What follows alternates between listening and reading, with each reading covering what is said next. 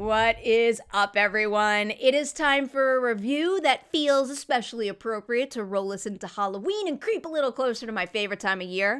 This right here is my review of the movie Smile. It stars Sosie Bacon as Dr. Rose Cotter. She's a clinical psychiatrist working in an emergency psychiatric unit who experiences something deeply horrifying and traumatic. Rose sees a patient, and that patient begs her to believe her when she explains that she's being stalked by a smiling being that's determined to kill her. Soon after that, that patient takes her own life right in front of Rose, and then soon after that, Rose starts experiencing visions of her own. I love this concept so much, and I'll point out the obvious similarity first here, because if you're watching a video on this YouTube channel, you are probably well aware of the fact that I absolutely love the movie It Follows.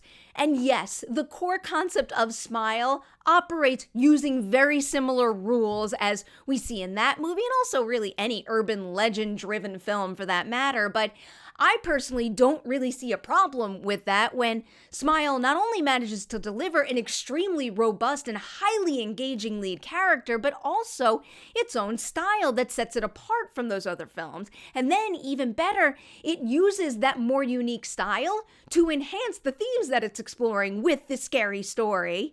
Let's get into some of the specifics now of the movie, beginning with what I think is the absolute best part of Smile, and the thing I think the movie's success hinges on. It's the lead performance.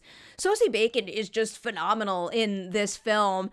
There are a lot of very fun jump scares for the audience to enjoy, but there are pretty much no lighter moments for Rose in this movie. Not only is that character suffering through the paranoia caused by this specific form of evil that she has encountered, but then on top of that, the script also ties in a number of other challenges that impact Rose's day-to-day beyond the film's main antagonist. And then it weaves all of that together in a way that really does make Rose's fight for survival an especially meaningful one beyond just that core concept alone. A lot of her behavior, her choices, and the people and tools that she has to work with throughout this movie, throughout this fight, are just so well earned because they are well established within her world. And given how this particular form of evil operates, taking the time to set all of that up is of the utmost importance to make it something beyond just a fleeting thrill. But then, of course, you need a performance that can really pull you into that reality that's been established. And yes, there are a lot of technical components that heavily contribute to the film's success in that particular respect, but it is also quite clear in this movie that Bacon is doing a whole lot of heavy lifting when it comes to giving the viewer access to everything that Rose is thinking and feeling. And while there are emotional outbursts along the way, along that journey, it was really taken by how much of that is done in a quieter, more introspective way. It's the type of performance that makes you feel as though you're involved and drawn in to that extent, rather than just sitting back and watching these wild and scary things happen to a character. And I really appreciated that quality of it. As for the other characters around Rose, I would say some of the most impressive of the bunch are the ones with the least amount of screen time. And, I'm talking maybe one or two scenes in the entire film. In particular, the scene that Bacon shares with Caitlin Stasey, who actually starred in the short film that Smile is based on, Laura Hasn't Slept. That right there is one of the absolute best scenes of the entire movie. Just a true performance showcase for both of them, I think. Also, per usual, Kyle Gallner's work here is really strong. It's the type of role that to me demands an actor who's able to convey history between characters without being able to lean on the script spelling it out, and he does so in a way that makes their interactions really mean something. I also love Cal Penn, who played Rose's superior at the hospital. I can't say he gets a whole lot to do in the movie, but they do manage to strike up a meaningful connection, and he just oozes with warmth and respect for Rose, and that to me made him feel like a really good barometer to judge the state that she's in throughout the film. Now, I save Jesse T. Usher's character for last here because I gotta say that he's probably the one that I was most torn on in the movie. He plays Trevor, Rose's fiance. Now, on the one hand, I do think it is kind of appropriate that I found myself getting frustrated by the fact that there was something about their chemistry and relationship that felt a little hollow to me.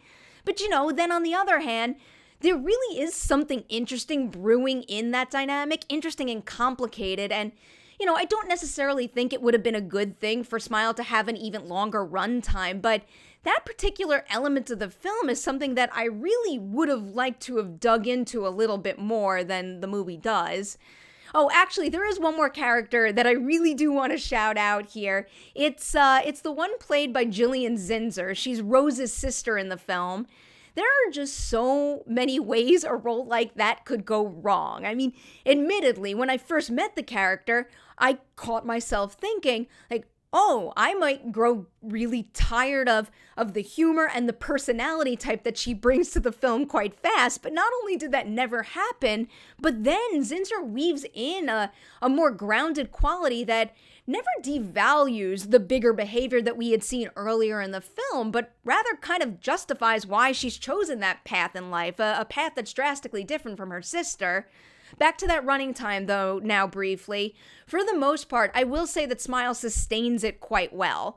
One thing that I thought really came in handy in that particular respect is the camera work and the editing, because there are a couple of scene transitions that are created visually via camera moves and framing choices that I found really, really effective.